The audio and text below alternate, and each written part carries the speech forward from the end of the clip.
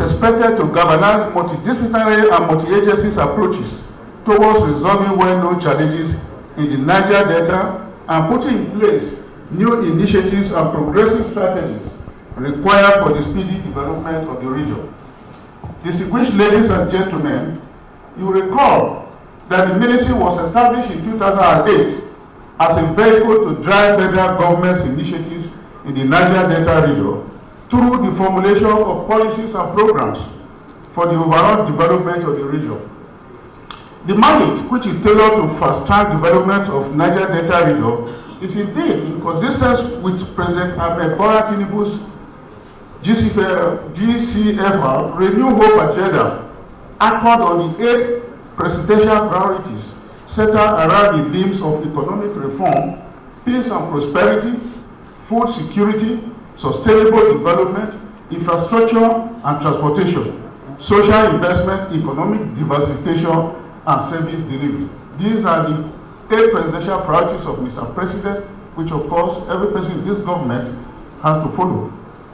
Let me reaffirm the fact that the priorities have been carefully crafted to take Nigeria to the desired destination.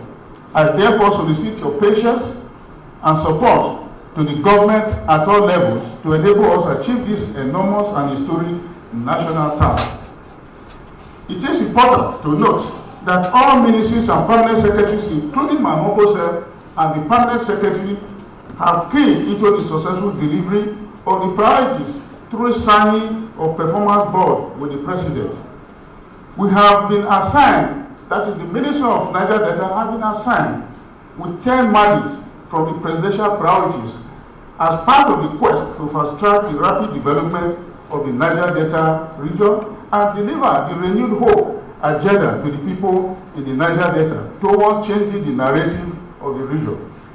To ensure successful implementation and attainment of these deliverables from 2024 to 2027, I recently signed a performance bond with some officials of Niger Delta Development Commission, which also effectively and strategically included them in the successful attainment of these priorities. In addition, on assumption of duty as Honorable Minister, I embarked on project familiarization and inspection tours across the 9 states of the Niger Delta region. The objective of the tour was to get acquainted with the level of achievements as well as the challenges in the implementation of programs and projects in the region. The tour also gave me an opportunity to pay custom call on the governors, traditional rulers, and some critical stakeholders in the state I visited, as well as cross-fertilized ideas on the paths required to achieving development in the region. During the tour, I registered my displeasure over the deplorable condition of some roads in the region, particularly the East-West Road. Despite all efforts made by previous administration to repair the road, it left unpleasant view on every eye.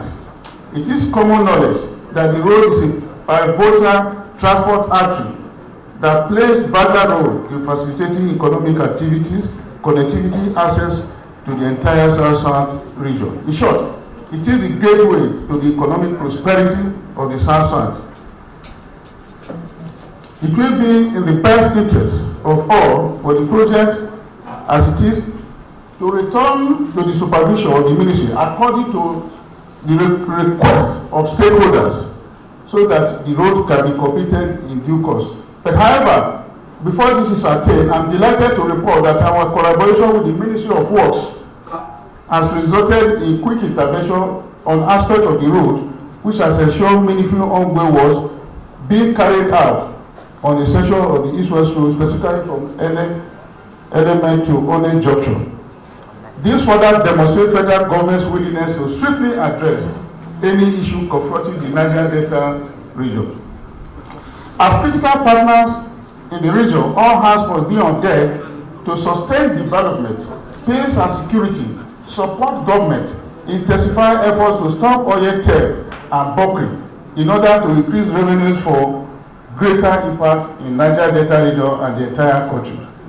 On our part as government, we are doing everything possible to improve on the gains and lessons of the past towards positively transforming the gains and lessons of the past towards transforming the country and the region. In this direction, we have identified the need to harness the enormous potentials and investments of public-private partnership in our developmental strides. In line with the policy, the ministry is implementing maritime transport system under the PPP funded arrangement, and I have ensured that provision of seed money in the 2024 budget for the takeoff of the ferry services as part of the implementation phase. It is therefore appropriate that the ministry and major stakeholders seek more collaboration with development partners and other relevant organizations in the formulation and implementation of the programs that will develop the region. And of course, this is one of the formats of the 5th Niger Data Council, that the ministry and stakeholders should look into ferry transport service in the Niger Delta region. At least the ministry has started implementation of the process by engaging PPP arrangement. We are also reinforcing our coordination mechanism to deliver planned objectives in the Niger Delta region. Efforts in this direction include the presidential charge to harmonize all development plans in the region into a single strategy to deliver the much needed development. This will ensure shared purpose and articulated development among stakeholders in the region by eliminating wastages and duplication, as well as instituting culture of transparency, accountability. In addition, we are collaborating with the Federal Ministry of Petroleum Resources to ensure that international area companies establish host community trust funds provided by the recently passed Petroleum Industry Act.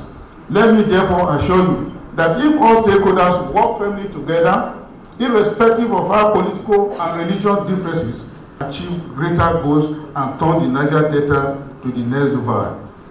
Ladies and gentlemen, there is no doubt that in the past, significant achievements have been recorded in the region, with tangible progress visible in the area of socio-economic development, capacity development of women and youth, and provision of infrastructural facilities, among others. Let me therefore inform you that we are aware that gaps still exist. The federal government, through the Ministry of Works, have just commenced the construction of coastal road linking Lagos to Port Harcourt and Calabar in Cross River State, which is commendable. In addition, the Niger Delta Commission has been mandated to look into construction too of rail system from Ondo State to Calabar, Cross River, under PPP funding. When all these and many other laudable initiatives of government are completed, the economy of the region will be accelerated in order to become the industrial destination of Nigeria. May I therefore assure you that our inclusive policy will guarantee that every state in the region is being carried along in the development strategy.